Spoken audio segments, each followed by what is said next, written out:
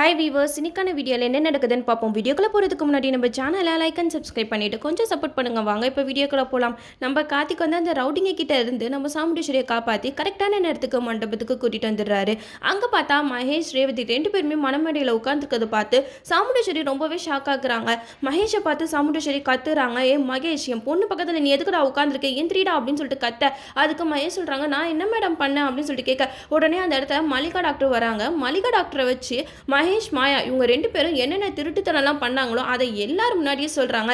அதை கேட்டதுமே ரேவதிக்கு ரொம்பவே ஷாக் ஆகிடுது. ரேவதி சொல்கிறாங்க, அம்மா இல்லைம்மா, இவங்க 2 பேரும் அந்த மாதிரி கேரக்டர் கிடையவே கிடையாது, இவங்க ஏற்கனவே என்கிட்ட சொல்லிட்டாங்க அப்படின்னு சொல்லிட்டு ரேவதி சொல்ல, அதுக்கு சாமுண்டீஸ்வரி சொல்கிறாங்க, ரேவதி உனக்கு எதுவுமே தெரியாது, இவங்க 2 பேர் விஷயம் எனக்கு ஏற்கனவே தெரியும். நான் தான் மல்லிகா கிட்ட இந்த விஷயத்தை நீ யார்கிட்டையும் சொல்லாத, கல்யாண நேரத்தில் நான் வேற ஒரு முடிவு எடுத்திருக்கேன் அப்படின்னு சொல்லிட்டு அவளோட வாயை அடைச்சிட்டேன்.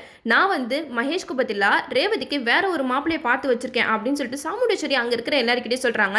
உடனே சந்திரகலா கேட்குறாங்க, யாருக்கு அந்த மாப்பிள்ளை சொல்லு அப்படின்னு சொல்லிட்டு கேட்க, அதுக்கு சாமுண்டீஸ்வரி சொல்கிறாங்க, என் வீட்டு டிரைவர் ராஜா தான் என் பொண்ணுக்கு மாப்பிள்ளை அப்படின்னு சொல்லிட்டு சொல்லவுமே கார்த்திக்கு பயங்கர ஷாக் ஆகிடுச்சு. அங்கே இருக்கிறவங்க யாராலையுமே நம்ப முடியாது, என்னக்கா சொல்கிற, கேவலம் ஒரு டிரைவரை போயிட்டு ரேவதிக்கு கல்யாணம் பண்ணி வைக்க போறியா அப்படின்னு சொல்லிட்டு சந்திரகலா கேட்க, அதுக்கு சாமுண்டீஸ்வரி சொல்கிறாங்க, நான் ஏற்கனவே முடிவு பண்ணது தான், ராஜா நீ போயிட்டு ரேவதி கழுத்தில் தாலி கட்டு அப்படின்னு சொல்லிட்டு கார்த்திக் வந்து சொல்கிறாங்க. அப்போ கார்த்திக் சொல்கிறாங்க, இல்லை மேடம் என்னால் முடியாது, என்னால் ரேவதியை கல்யாணம் பண்ணிக்க முடியாது அப்படின்னு சொல்லிட்டு கார்த்திக் சொல்ல, அதுக்கு சாமுண்டீஸ்வரி சொல்கிறாங்க, அதெல்லாம் எனக்கு தெரியாது ராஜா, என் பேச்சை கேளு அப்படின்னு சொல்லிட்டு சாமுண்டீஸ்வரி எவ்வளவோ சொல்லி பார்க்குறாங்க. அதுக்கு கார்த்திக் சொல்கிறாங்க, இல்லை நான் வந்து ரேவதிக்கு வேற ஒரு மாப்பிள்ளையை பார்த்து வச்சுருக்கேன், என்னோட ஃப்ரெண்டு ரொம்ப நல்லவன், என் ஃப்ரெண்டு நவீனை வந்து ரேவதிக்கு கல்யாணம் பண்ணி வைக்கலாம், அவன் ரொம்பவே ரேவதியை நல்லாவே பார்த்துப்பான் அப்படின்னு சொல்லிட்டு சொல்ல, அதுக்கு சாமுண்டீஸ்வரி சொல்கிறாங்க, என்னாலெல்லாம் முடியாது, நான் என் பொண்ணுக்கு மாப்பிள்ளை பார்த்துருக்கேன்னா அது நீ மட்டும்தான் அப்படின்னு சொல்லிட்டு கார்த்தியை தான் சொல்கிறாங்க நம்ம சாமுண்டீஸ்வரி.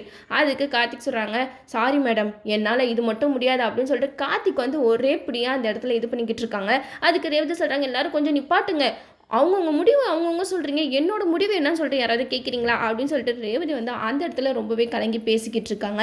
அப்போ சாமுண்டீஸ்வரி சொல்கிறாங்க, ரேவதி உனக்கு எது நல்லது எது கெட்டதுன்னு சொல்லிட்டு அம்மாவுக்கு ரொம்பவே நல்லா தெரியுமா, மகேஷ் வேண்டாம், அவன் ரொம்பவே மோசமானவன், அண்ணியோட தப்பான உறவு வச்சுருக்கான் அப்படின்னு சொல்லிட்டு நம்ம சாமுண்டீஸ்வரி அந்த இடத்துல ரேவதிக்கு கிளிப்பிளிக்கு சொல்கிற மாதிரி சொல்லிக்கிட்டு இருக்காங்க.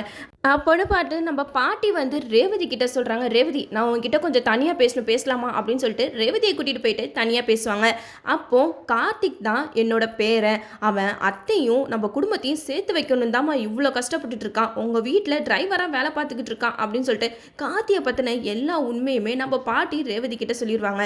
அதுக்கப்புறம் நம்ம ரேவதி கார்த்தியை கல்யாணம் பண்ணிக்க ஓகே சொல்லிடுவாங்க. ஏன்னா மகேஷோட ஷியோரூபா தெரிஞ்சதுக்கு அப்புறம் கார்த்திக் தான் பாட்டியோட பேரன் அப்படின்னு தெரிஞ்சால் நம்ம ரேவதி நோன்னு சொல்லவே மாட்டாங்க. ஏற்கனவே வந்து ரேவதி ஒரு இதில் சொல்லியிருக்காங்க, நான் வந்து பாட்டியோட பேரனை மகேஷ் பார்க்குறதுக்கு முன்னாடி பார்த்துருந்தேன், கண்டிப்பாக அவங்கள தான் கல்யாணம் பண்ணியிருப்பேன் அப்படின்னு சொல்லியிருக்காங்க இல்லையா.